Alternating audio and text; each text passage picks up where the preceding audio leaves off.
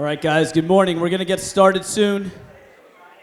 So if you guys give me your attention for about 35, 40 minutes, we will get this requirement out of the way for your attendance in Q2. I think some people might come up a little later. Principal Rinaldi's tied up right now, but he might make an appearance a little later. I'm going to get started with everything. Everyone here has one common situation. In quarter two, and maybe even quarter one, the attendance was not very good for many students here at West Hill. I'm Mr. Ortiz, if you don't know who I am.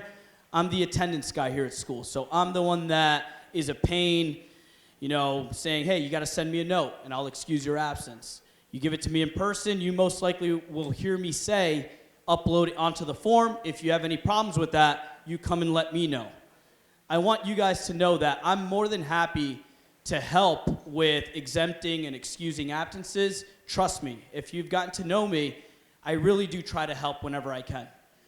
But I need you guys to do your part on helping me help you by giving me some type of notes. And we're going to go over that whole process again in case you didn't hear it at the beginning of the year. But at the same time, even if you guys are missing school for legit reasons, like you're sick, like you have an appointment somewhere, I understand they're all legit, but at the same time, you're missing a lot of class time. And I think that's why you guys are here at the end of the day, to hear some information about why you should be in school. This is my first year here at West Hill. I was at Stanford High for 8 years as a school counselor, and attendance is probably, if not the biggest, one of the biggest things, not only for teenagers and young adults, but for us adults. And as you can see, things come up in my life, your teachers' lives, but we can't just skip work. And I think a lot of people either skip or don't submit notes. If I were to do that as an employee, people are going to start, calling me out and calling me to their office and have serious conversations with. So if you want to equate it where, all right, we're in high school, I'm being spoken to, know that it happens for us adults as well. So I know a lot of students don't like, being treated like kids or like babies, and I hear it, I do. But know that adults have serious conversations as well. And if they keep on missing work, for whatever reason that is, they might be legit reasons, don't get me wrong, but you're still missing work. And someone has to do that work. Same thing for you guys. Even if it's legit, my advice is try to come to school and be in all your periods on time. You'll hear me say it a lot during the presentation. So there is a quick presentation we'll go through. The number one thing for you guys to get credit for being here, you have got to fill out this Minga check-in form. So I'm going to show it again at the end. But if you guys, I'll give you guys like a minute or two to try to do it right now. You guys should have Minga on your phone already, since a lot of teachers and the whole school is trying to use that for passes. The instructions, once you're on Minga, you're going to go to the bottom left, and I'll repeat this many, many times because I want you guys to get credit for being here.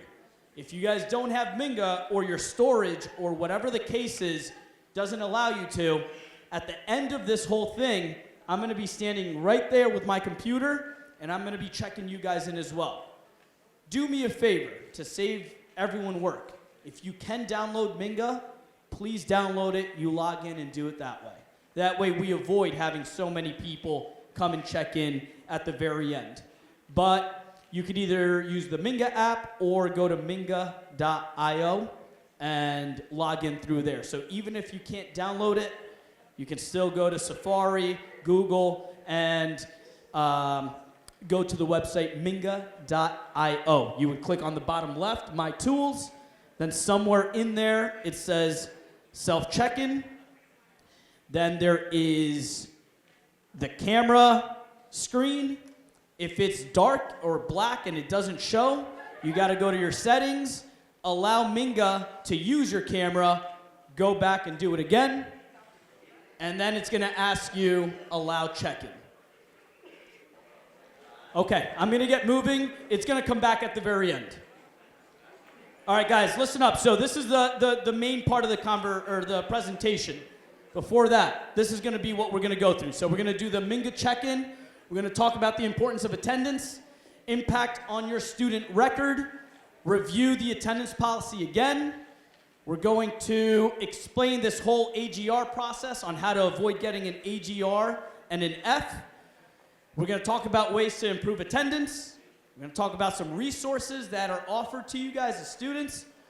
And then I'm going to take some questions if they come up. Like I said, I need you guys to just be listening, chill for these next 30 minutes or so.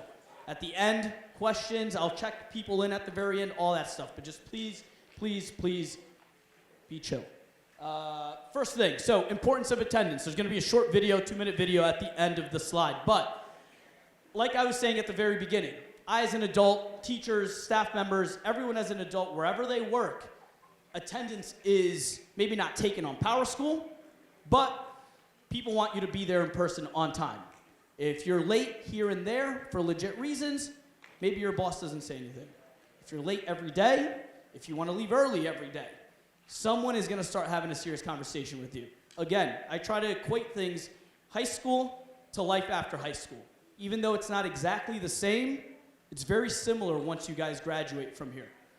So if you are good with your attendance, chances are is that you're on track with graduation. This is a big school. There are many distractions on the way to school, while in school, and after school. My biggest advice is put those distractions aside. You could tell your friend, hey, I can't, I'm trying to get my act together in school. We'll hang out during lunch. We'll hang out after school. We'll hang out on the weekend. But the constant walking around is, in part, why you might be here. The tardies added up. The absences added up. So you can't get more than 3 absences in periods 1 through 3. You can't get more than 5 absences period 4. Studies show that strong attendance increases academic success and performance. So for a long time, there's been studies showing if you're in class, chances are you're going to be doing better in your classes. The more you miss class, the harder it is to do well in class. Absences and tardies, you miss class, you miss instruction, you miss class discussions, you miss assignments that are maybe not on Google Classroom but are only on paper. Tests, quizzes, those bigger grades. If you miss a test, you get a 0 out of 100, it's going to bring your grade way down. Even if you did 5 small assignments, you get a 0 on a test, it's going to bring your grade down most likely to an F. So the more you miss class, the more you're missing time to try to improve your grade. You also gain essential life skills needed beyond graduation. I'll share something with you guys. I hated public speaking. I really genuinely did. I did not like talking in front of classes. I would do the project here and there, but I hated going up in front of the class talking about what I just did or my group did. I genuinely did not like it. I'm here today talking on stage to X amount of students, but it was practice. It was a lot of practice that I needed, yes, throughout high school and into college and whatnot, but if you guys shy away from things you don't like, it might come up one day and you didn't get practice to try to do it as best as you can. So those are some life skills. Public speaking. Another one, teamwork. There are very little jobs in this world that you just work by yourself 24/7. You've got to work with other people a lot of the time. So in class, when you guys are doing that group work, class discussions, things like that, it's good practice for you when you go to college or trade school or workforce after high school, because you'll be working with people, communicating with people at all times. Small video, 2-minute video. 80 days long. You might think that is plenty of time for kids to learn. Well, missing a few days here and there won't really hurt. But before you let your kids stay home for a reason other than being sick, you might want to think again. Sickness aside, how often do you let your child miss school? I think it would only be like maybe those 2 days. Yeah, I don't think that we would do more than a couple days. Yeah.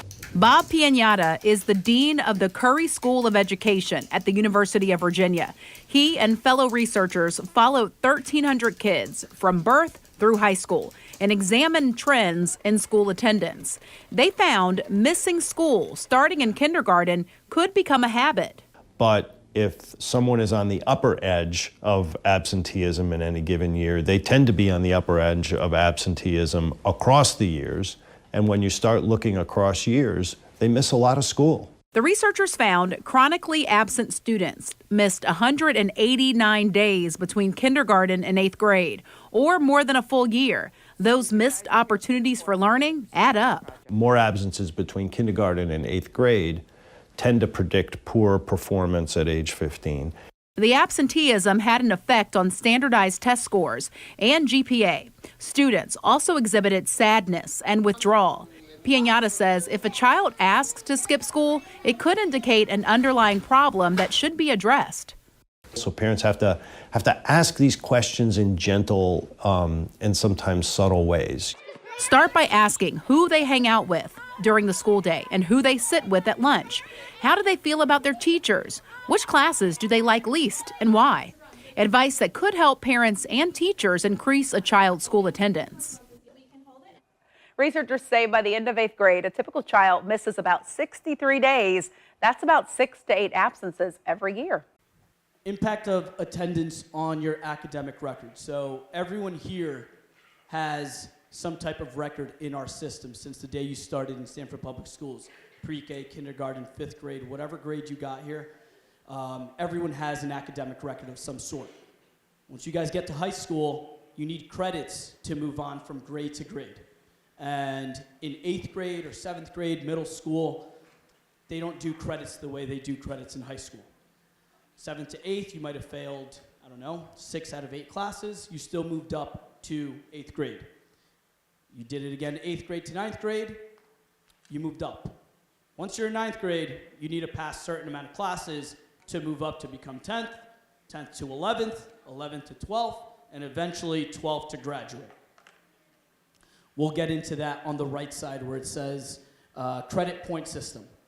So again, studies show that if your attendance rate is 95% or higher, and you have more of a chance to get A's or B's. The opposite is true. That if you miss a lot of class, then your grade is going to start to suffer because of what I was saying in the previous slide. Core subjects, English, math, social studies, science. The better your attendance, the better you're going to do, especially in those classes, because those classes bring a lot of district assessments, district tests, the SATs, the PSATs, the ACTs, all of those main assessments. If your attendance is good, you most likely will do better. The last bullet point is it's a big one. So as a school counselor, I didn't deal much with discipline or addressing situations. This is my first year as what's called the MTSS, which is very similar to a dean of students. As many of you guys know, or some of you guys know, you get removed from class or you get caught in the bathroom too long or skipping or whatever it is, I'm most likely the person that you'll see. You and I have a conversation, I get my venting out, I then relax, and we have a good conversation. It's been like that all year long. It's probably been like that for years. But my advice is if you are where you should be at the time you should be, most likely you won't have to see me for those discipline conversations. And I've been very honest with whoever I met this year, and we've dealt with a discipline situation. I promise you, I do not enjoy it. I really don't. It's not my personality, but it's part of my job. So I got to do what I have to do. But if you guys are where you should be at the time you should be, I'm not saying it's always going to be perfect, but chances are that you're not going to have to see me for those types of conversations. Credit point system. So on the right side, it tells you how many credits you need to move on grade to grade to grade. So you start with 0 the day you walk in here. You have 7 classes this year, or 7 periods, I should say. That's 7 credits you can get if you pass every single class. You fail 1 full year, but you pass all your other classes. That's 6 credits. You fail a full year and a half year. 7 minus 1.5 credits, 5.5. So that's the minimum to become a sophomore. If you fail 2 full year classes, you only get 5 credits, you come back next year as a repeat 9th grader. Same thing for grade 10, 11, and 12. If you don't have enough of those credits the day you walk in September or late August, your schedule or your power school, it's going to say the same grade it did the year before. Yes, we have summer school, so that might help, but I haven't met a student that enjoys summer school. So if you want to go to summer school, then you will get recommended for it if you do fail a class. But if you want to avoid it, then my advice is take this attendance conversation serious and start, doing what you have to do with your grades. GPA. So the GPA on the bottom right. I'm not saying everyone is going to college or wants to go to college. So I don't want this to be that Mr. Ortiz said, I have to go to college and that's my only option. Trust me, I am not saying that at all. I'm just giving you guys info where if you're a bright person, you're smart, and you missed some classes, but you just remember that topic of conversation the day you were there, and you Googled a few things, and you got good grades.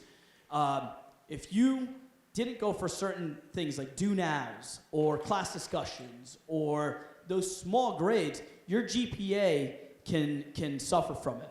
And instead of getting that B+ or A- that you would have gotten if you were there for those do nows and those discussions and whatnot, instead of getting a 3.75 for that class, you might get a 3.0. And you times that by all of your classes, your GPA starts to drop.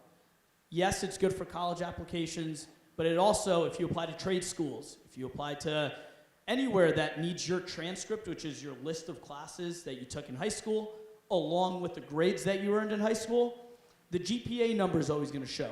So maybe some colleges and universities don't accept you because it wasn't high enough. Trade school looks at it and says, do we really want to accept this person if they didn't take high school serious? I'm not saying that's going to happen. I'm just giving you the info because I'm not at the university level. I'm not at the trade school. But it's up to them to make that decision looking at your GPA. Okay, attendance policy. So I went over this at the beginning of the year, and I'll quickly go over it now. Long story short, if you go over 3 absences unexcused in your periods 1 through 3, any class that meets every other day, just A day or just B day, you cannot go over 3 unexcused absences. If you go over 5 in your last period that most likely runs every day, you can't go over 5. If you do, you have an AGR sitting there for 5 weeks. You guys are in a situation where you guys are here today.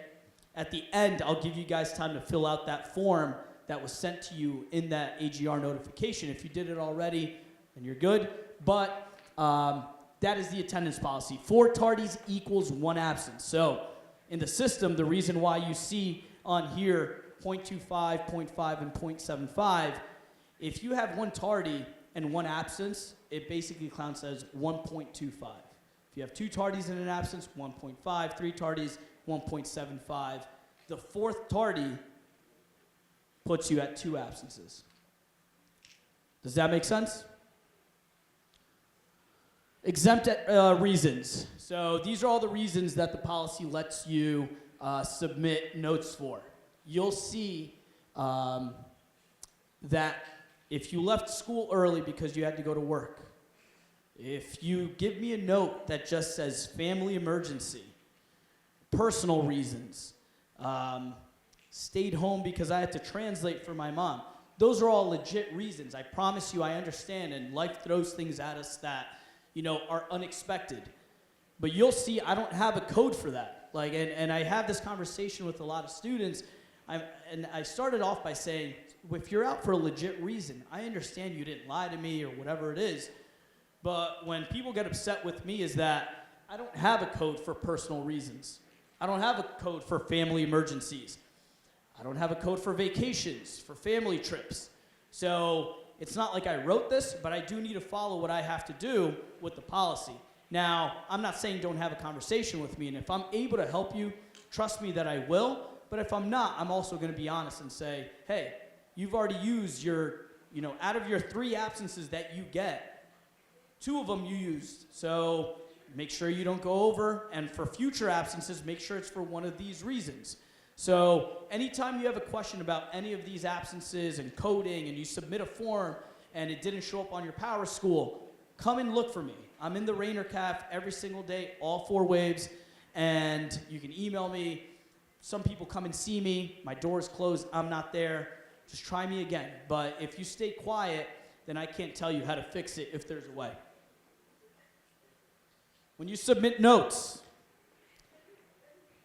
if it doesn't have those 4 things, it most likely is not going to get approved. So I need the date of when you were out, or the multiple days if it was like from January 2nd up until January 8th. I need the dates on the note. I need your name.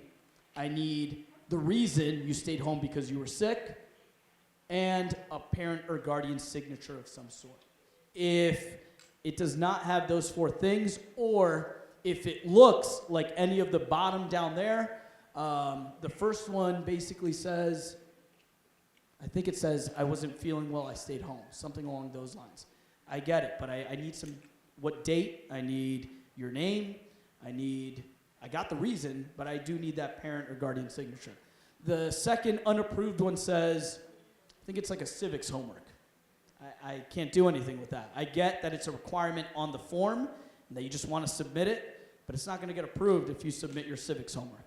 And then some people just take a picture of their palm or something, and it won't get approved. So even if you listed it on the side that says you click on sick or court or whatever it is, just make sure you submit a note, or else it won't. The approved ones, it goes into it all. It says the name, it says if it's a parent note or a doctor note, whatever it is, submit notes, again, if you're out for legitimate reasons. That's the form. So a lot of the times when I meet with you guys, that's the absence form that you guys can pull up and save on your phone, or if you guys forget it, come and look for me. It's on the school website. It was emailed to you. It was sent to you in many, many ways. But if you wanted to pull it up now, you can. It only accepts it through student Gmail accounts. The biggest thing, and I know people get unhappy. I don't know if it's with me. I'm not sure if it's with the policy. But you cannot submit something after 10 days of the absence. 10 school days, by the way, so weekends don't count. But if you submit it from 11 and on, for example, this morning, it's January 30th. I got a note from November 22nd. Can't do it. Today's the 29th, or sorry, the 30th. I think the day, if it was even January 11th, it's past the 10 days.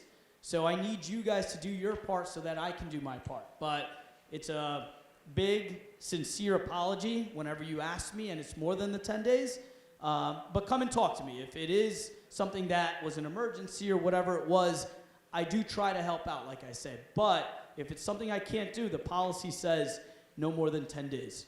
So make sure you submit that the night of, the next day, so you don't forget. If it doesn't get coded and you submitted something, after 5 or 6 days, just come and see me if it wasn't coded already. And either I'm backed up because there's a lot of codes that, students that submit submissions, or it was denied for some reason, but I can let you know. This is basically the Q2 AGR. The reason why you guys are here is because you have that Q2 AGR in Tier 2. Part of the requirement is, yes, being here. Any friends or, whoever couldn't make it and you knew that they should have been here, there's going to be one at 6 p.m. again today, hoping it's a lot less than this. And then there's going to be one February 19th as well. So if you know of someone, a friend, a sibling, there'll be one on the 19th as well. Everyone here does not have to go to any of those other ones. You only have to go to one. So I don't want you guys to think that you showed up today and you have to come tonight, or you have to go to the February one. If you're here today, you're done with your mandatory attendance for an assembly. The other one is a Google form. At the end of this, I'll give you guys time where if you guys haven't done it already, you could go in and get that done. If you do both of these by February 3rd, you do not get an F for the class or an AGR, as long as you passed it, obviously, and it won't go on your report card or your transcript or anything like that. There's a second deadline of February 26th. If you do this, but you don't do the form, and February 3rd goes by, you can do it by the 26th of February, but it will show up on your report card, and then we got to change it. So you being here is one step further to avoiding showing it on your report card. Attendance, improving attendance. I'll let you guys give me some info really quick. Who wants to give me some reasons as to why they don't get here either on time, some reasons as to why people don't come to school? It could just be a quick raise of the hand and... Yes. Missing the bus. Missing the bus is one I hear a lot.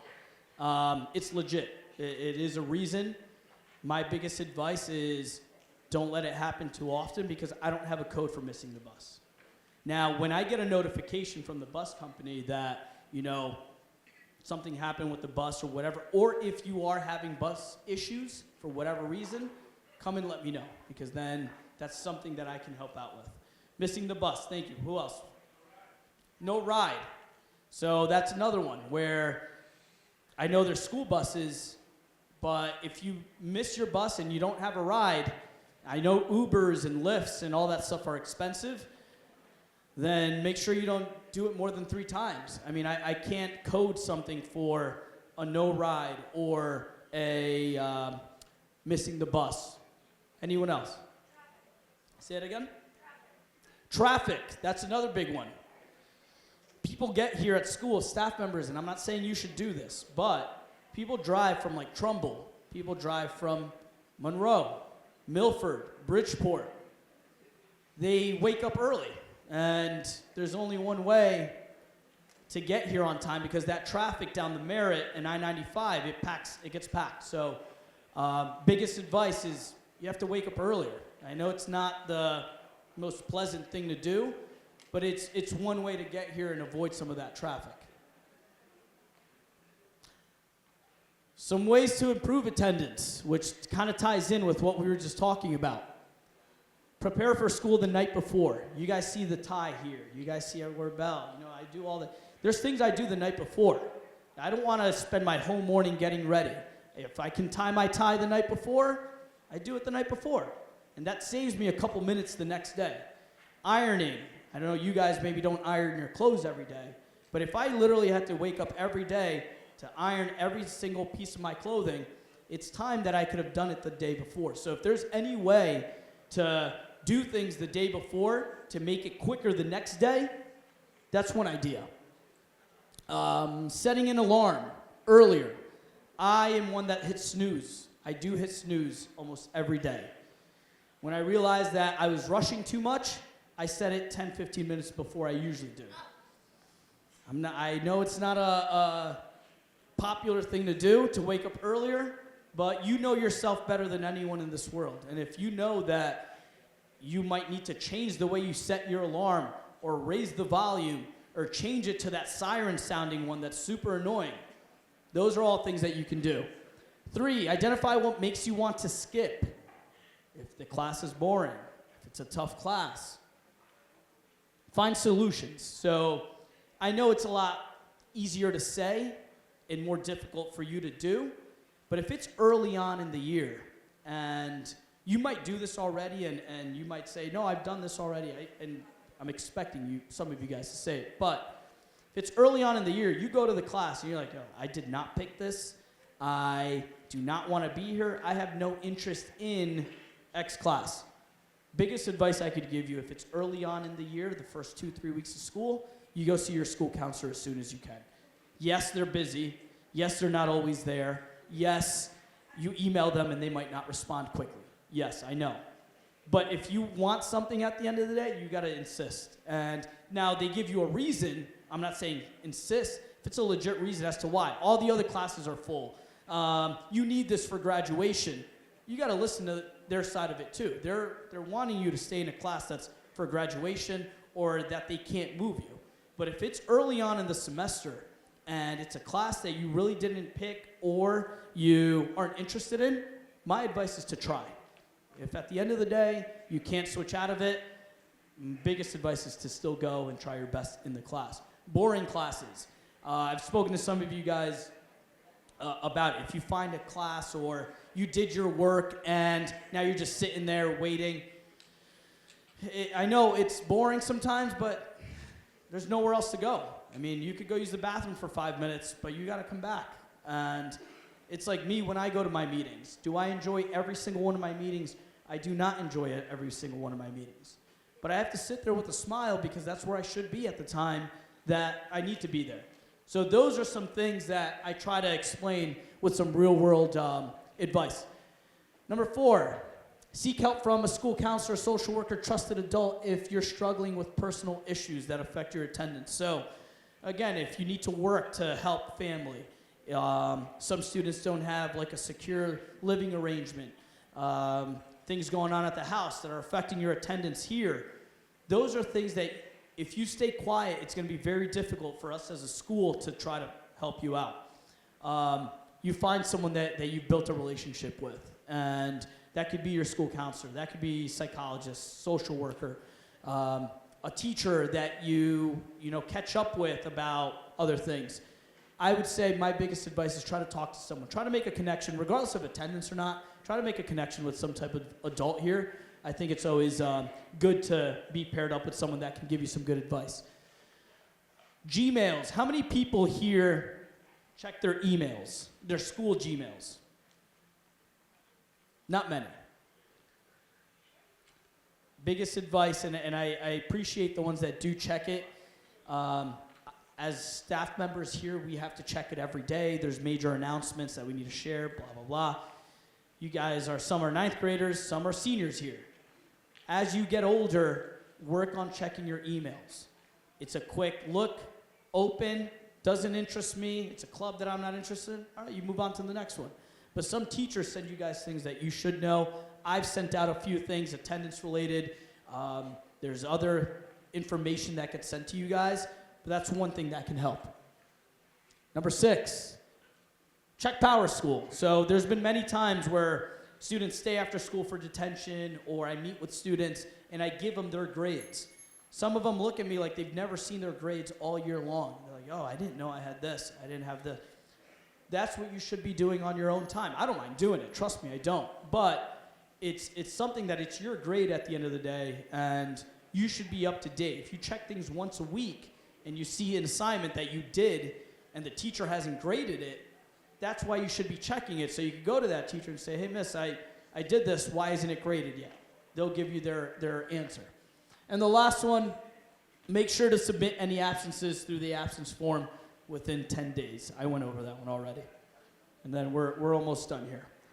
Resources. So along with what I was saying about things in life, or even here at school, or wherever it might be, legit things do happen in our lives.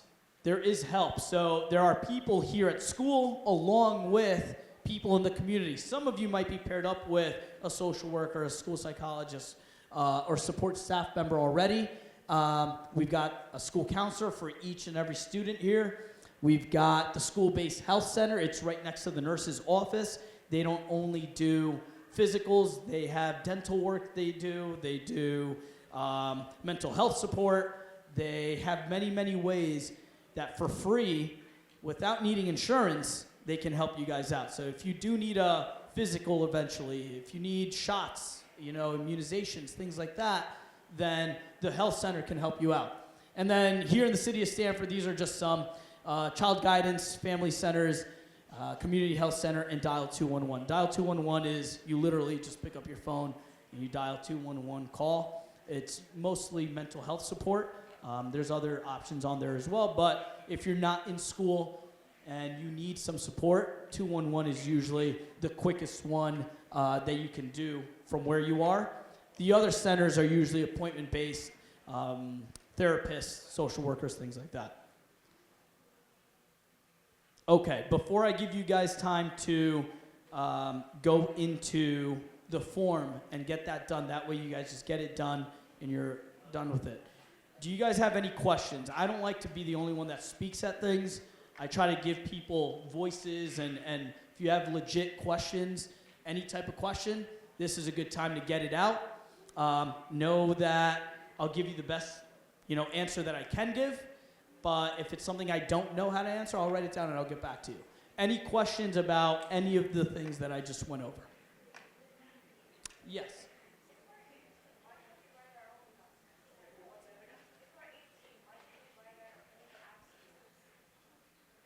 if I'm 18, why can I not write my own absences? Yes, so it's a good question, and it's a question that I hear you. I think you're still paired up and live with someone that is your parent or guardian. And in the system, we have you, obviously, but things you submit to us, like absences, like change of addresses, like all those other more clerical, they call things, we need support from whoever is your guardian or your parent. I've asked. Question. Yes.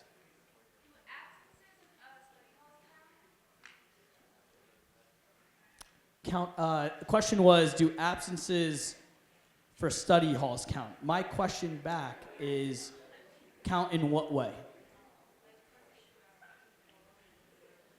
Towards the AGR, they do not, because study halls don't give grades, they don't give credit. So an absence in study hall does not affect your AGR process. Good question.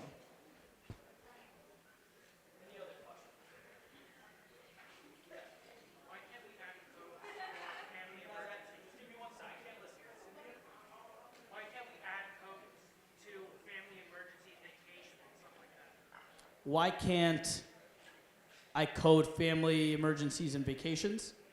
So I'll give you the Mr. Ortiz answer. I can't do it because the policy that Sanford Public Schools made doesn't include it. So me personally, I can't do it. That being said, I think the state is the people that tell us how to do it. It's a big question.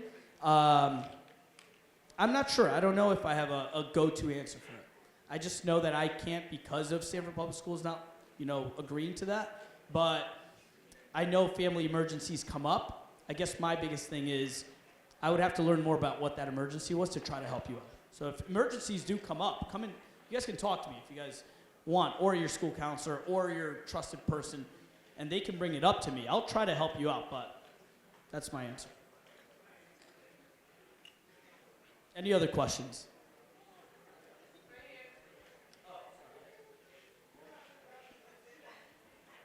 What happens after this as in the next 20 minutes, or what happens after this as in going forward? And do the form? So the question was, what happens after this, the assembly, and we do the form? It is 12:30. We're going to stay in here the rest of the period. And in terms of AGR and attendance, you sit here and you do the form, you listen to this. Your Q2 passing grades that you went over the attendance limit for are gonna be put in. If you sit here and don't do the form, you eventually will have to do it. But my biggest advice, because we're gonna be here the next 20 minutes or so, then you will just get that out of the way. You will not have an AGR if you do both of those things, correct. So for graduation-wise, for passing a class, for all that kind of stuff, you will be good. Any other questions before I change the slide?